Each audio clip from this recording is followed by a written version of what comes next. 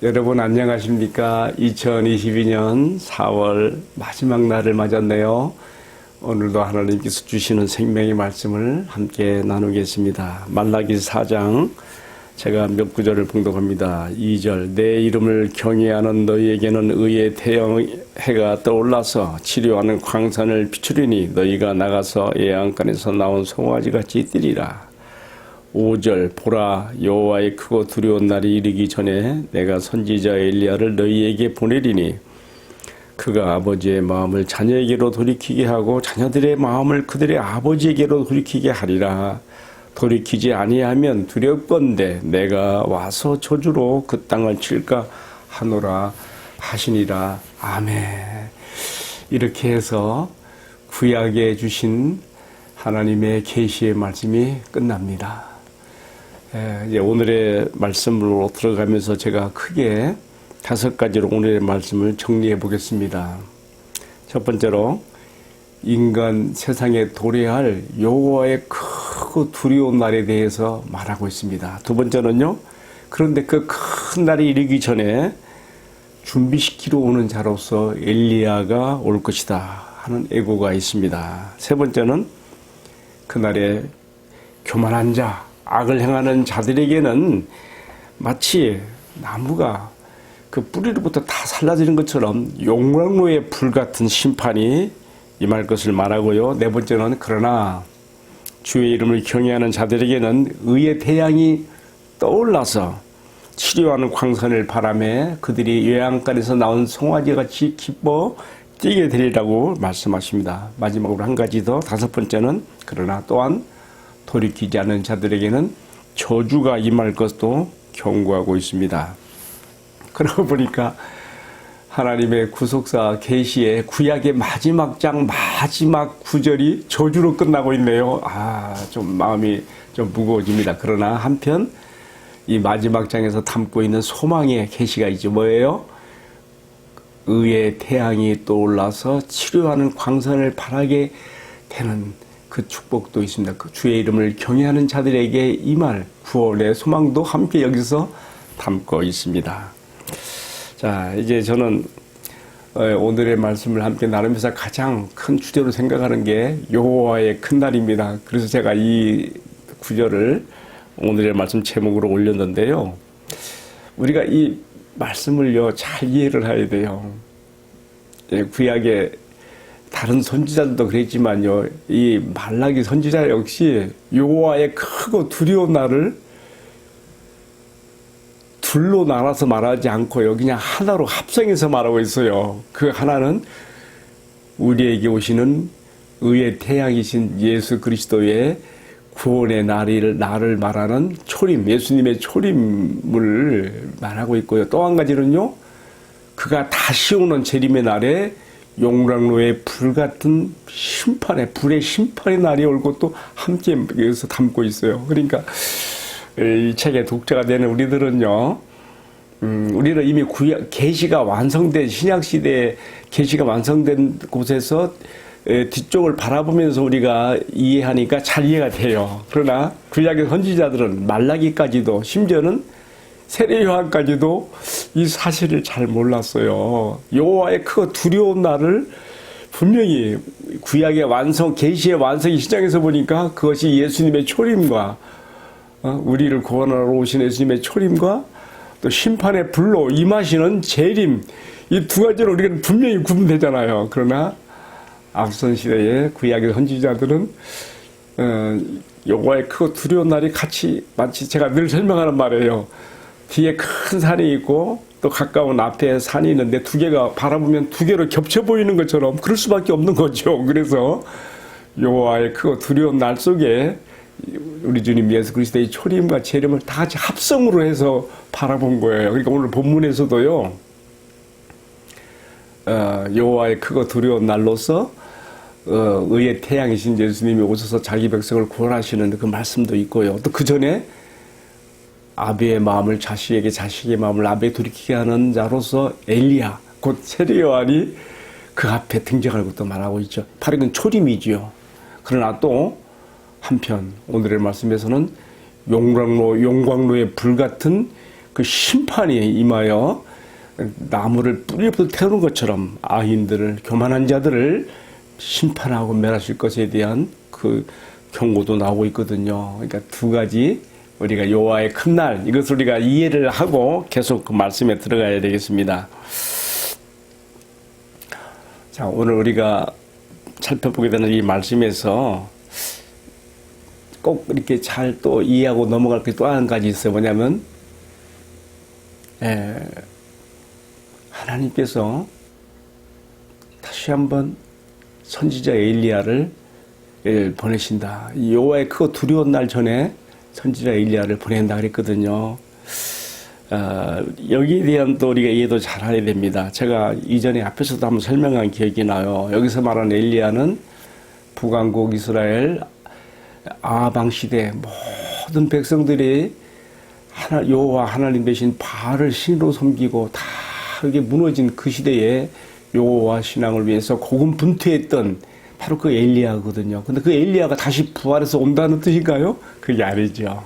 뭐예요? 우리 예수님의 설명을 들어봅시다. 예수님께서 마태복음 11장 2절로부터 15절까지 비교적 길게 이 세례 요한에 대한 설명을 했어요. 그러니까 여러분도 한번 참고해 보시기 바라요. 거기 보면 어떻게 나옵니까?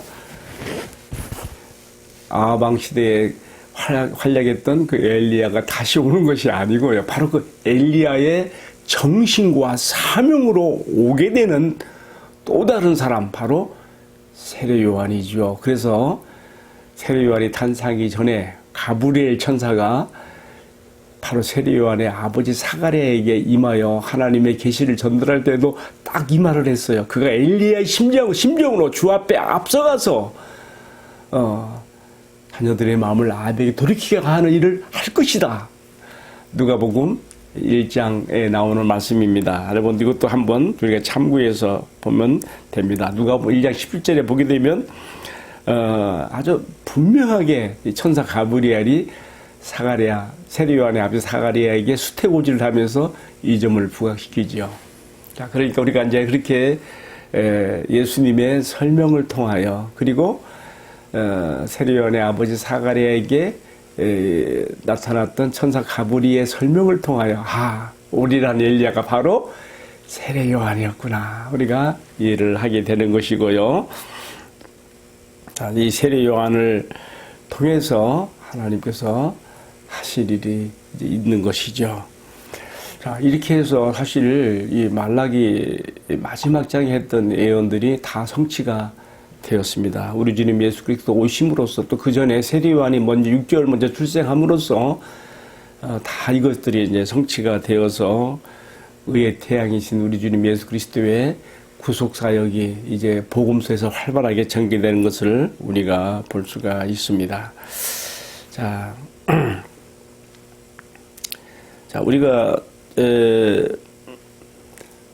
특별히 오늘 말씀에서 적용으로 생각하게 되는 것은 여호와의 큰 날 중에 한 날인 예수님의 초림으로 인하여서 의의 태양을 발휘하신 그분의 구속 사역으로 우리가 마치 치료의 광선이 발해서 이 죽을 자가 살아나는 것처럼 우리의 죄악의 중병이 다 사라지고 우리가 구속받게 된 은혜가 있는 것이고요. 또 그의 사도들을 통해서 우리가 이러한 그 구원의 계시들을 잘 이해하게 되는 것이죠. 자, 이제 하나만 더 말씀을 전해야 되겠습니다. 말라기 선지자의 계시를 끝으로 해서 하나님께서 더 이상 인간 구원의 계시로서 하나님 말씀을 주시지 않습니다. 그게 400년 가요. 말라기 선지자의 말씀 끝으로, 4장을 끝으로 해서 예수님의 혈육의 예수님의 그 조상 다윗의 그 동네 베들레헴에 예수의 탄생을 알리는 빛난 별이 떠오르기까지 이 400년 동안 딱 하나님의 계시가 딱 침묵으로 들어가죠. 보통 우리는 이 기간을 신구약 중간기라고 이렇게 말하죠. 하나님의 계시가 침묵으로 멈춰진 기간이다. 그러나 그렇지 않습니다. 사실요, 저도 처음에는 그렇게 생각했는데 사실 이 400년 동안에 벌어질 일들을요, 하나님이 다 계시로 줬어요. 어디에 나옵니까?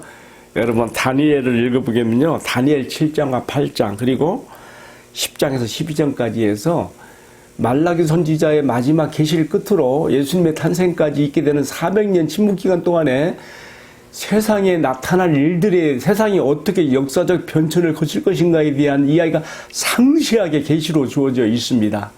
보통 우리는 역사 교과서에서 그 기간을 페르시아 제국시대 그리고 거기서 이어지는 그리스, 헬라, 그리스 제국시대, 알렉산더 대왕에 의해서 이렇게 되어졌죠. 그리고 그것을 또 멸한 로마 제국시대까지의 그 400년여간의 이야기가 다니엘을 통해 하나님이 다 계시로 주었다는 것이죠. 그러니까 우리 생각할 때, 이 400년 동안 하나님이 이제 다 그냥 구원 계시를 끝내놓고, 구약 계시를 끝내놓고, 손놓고 계신 것이 아니라는 것이죠. 말라기 선지자를 통해서 하신 그 예언의 말씀들이 성취되게 하기 위해서 또 이미 다니엘을 통해서 주셨던 이 세상의 역사의 변천이 어떻게 될 것인가에 대한 그 계시를 성취하기 위해서 하나님은 실제로 역사를 주재하시고 주도하시면서 이 400년이 흘러가게 되는 것이죠. 자, 여러분 이런 걸 보면서 뭘 느끼십니까? 과연 인간의 창조자이신 하나님께서 또한 죄에 빠진 우리를 구원하시기 위해 그 아들 안에서 우리 구원을 위해 계획하시고 진행시키신 이 모든 것들을 기록한 성경이야말로 정말 성경이야말로 지금도 살아계셔서 세상 만화들과 역사를 주재하시는 하나님의 실존을 증명하는 최고 권위의 책이라고 하는 것을 우리가 다시 한번 확인하게 되는 것입니다. 이제 오늘의 말씀을 내리면서요. 자신의 아들을 이 땅에 의의 태양으로 보내셨고 말라기 선지자가 예고한 대로 다시 또 장차 보내시게 될 용광로의 불같은 그 심판의 그날을 우리가 앞에 놓고 과연 여호와의 크고 두려운 그날을 앞에 놓고 우리가 깨어 근신하며 그날을 기다리면서 꼭 그날이 교만한 자들과 악인들을 불에 태워 영원한 고통에 들어가게 하는 심판의 날이지만은 우리는 의의 태양이신 그리스도 안에서 외양간에서 나온 송아지같이 기뻐 뛰게 되는 그러한 은혜 가운데 주님을 만나게 될 것을 소망 중에 바라보며 이제 오늘 구약의 마지막 계시 말라기 4장의 말씀을 마치겠습니다. 제가 좀 설명을 이렇게 좀 두서없이 했는데 제가 올린 생명의 게시판에 게시판에 나온 글도 참고해 보시면 더 자세하게 알 수 있겠습니다. 여러분 지난 말라기 묵상도 함께 해주신 거 감사합니다. 사실 내일부터는 다시 신약 계시로서 골드전서를 들어가게 되네요. 내일도 함께 해주시면 감사하겠습니다. 여러분 안녕히 계세요.